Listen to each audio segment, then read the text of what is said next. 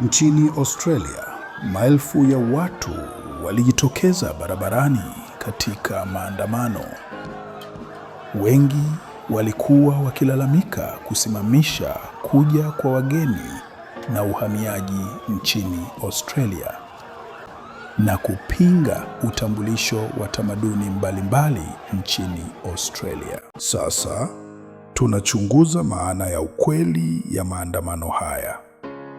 Hiki ndicho ambacho wahamiaji wote wa Kiafrika, wakimbizi, wanaoingia kwa misingi ya kibinadamu, wakazi wa kuishi hapa milele, wanafunzi wa kimataifa, watalii, wageni, waenda likizo, raia wa Australia na dunia nzima wanapaswa kujua kuhusu uhamiaji wa Australia, tamaduni mbalimbali nchini Australia na kile kilichotokea mwaka 2025.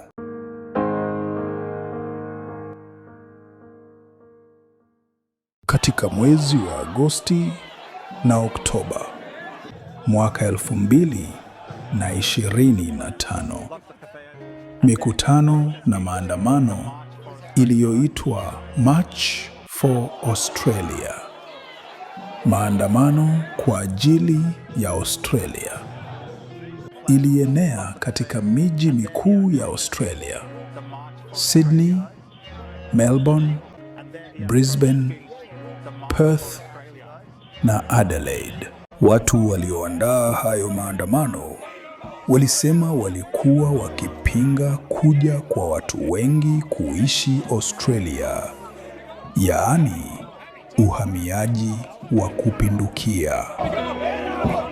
Walidai kwamba gharama za nyumba, makazi za kutumika, vitu muhimu za kuishi kama maji, umeme, huduma za afya, usafiri, majengo na mabarabara ziko katika shida kutokana na watu wengi zaidi kuingia Australia. Lakini ukiangalia vizuri, kwenye hayo maandamano kulikuwa pia na vikundi vya chuki vilionekana kwenye hizo mikutano na maandamano.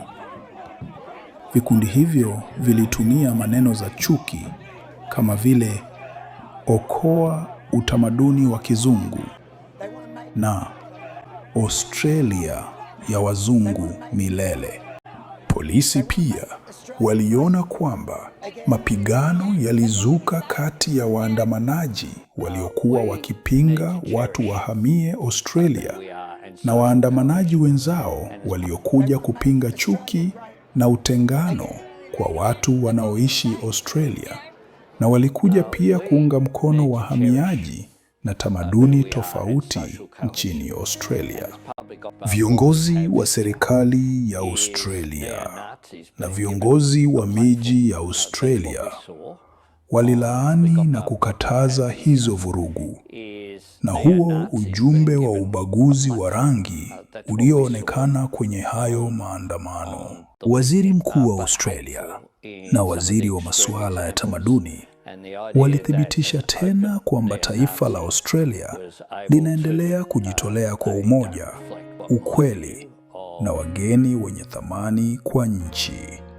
Hili ndilo linaifanya Australia kuwa nchi salama na ya amani. Hata kama kulikuwa na hizo kelele zote barabarani, ukweli ni kwamba sheria za wageni kuingia Australia zinaendelea kukaribisha wahamiaji, wakimbizi, wanafunzi wa kimataifa na wafanyakazi wenye ujuzi kutoka dunia nzima, wakiwemo watu kutoka Afrika kuja kuishi Australia.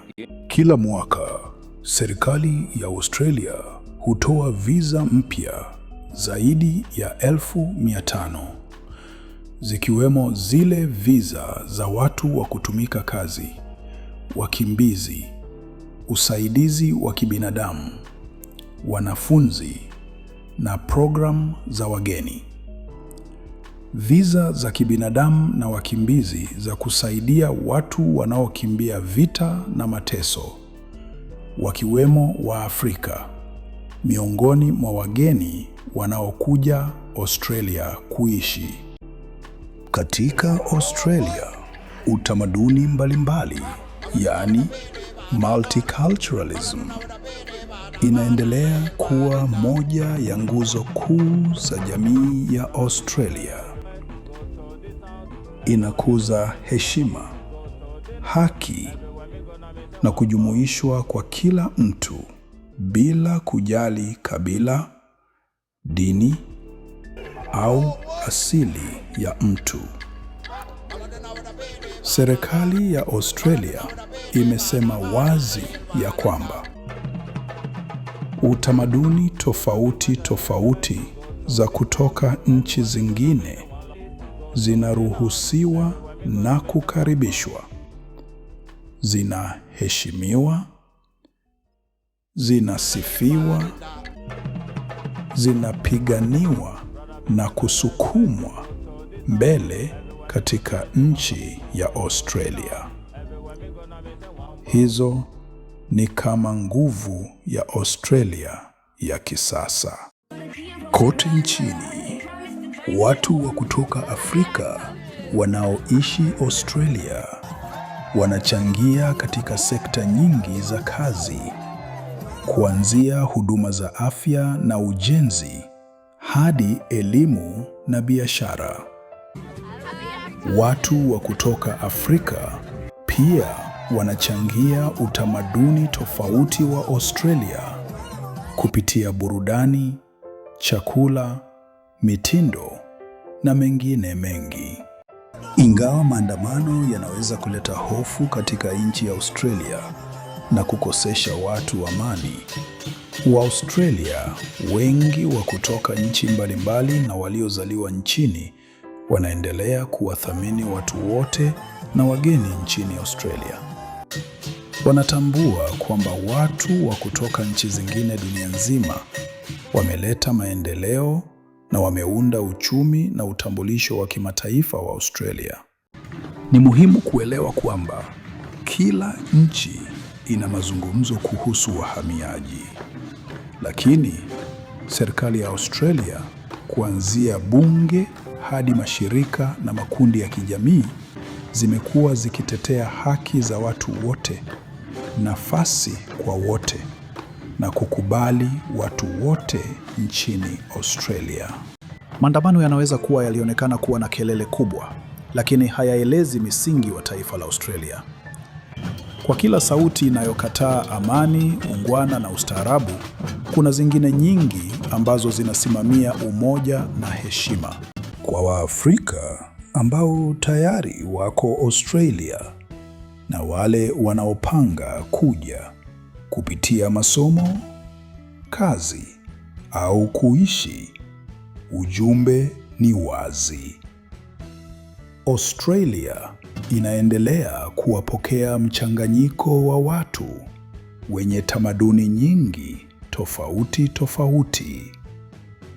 Nchi ya Australia imejitolea kuishi pamoja kwa amani. Hii ni African Find Australia TV kwa lugha ya Kiswahili. Endelea kupata habari na stori za Australia. Endelea kujivunia asili yako na tuendelee kushikiliana pamoja.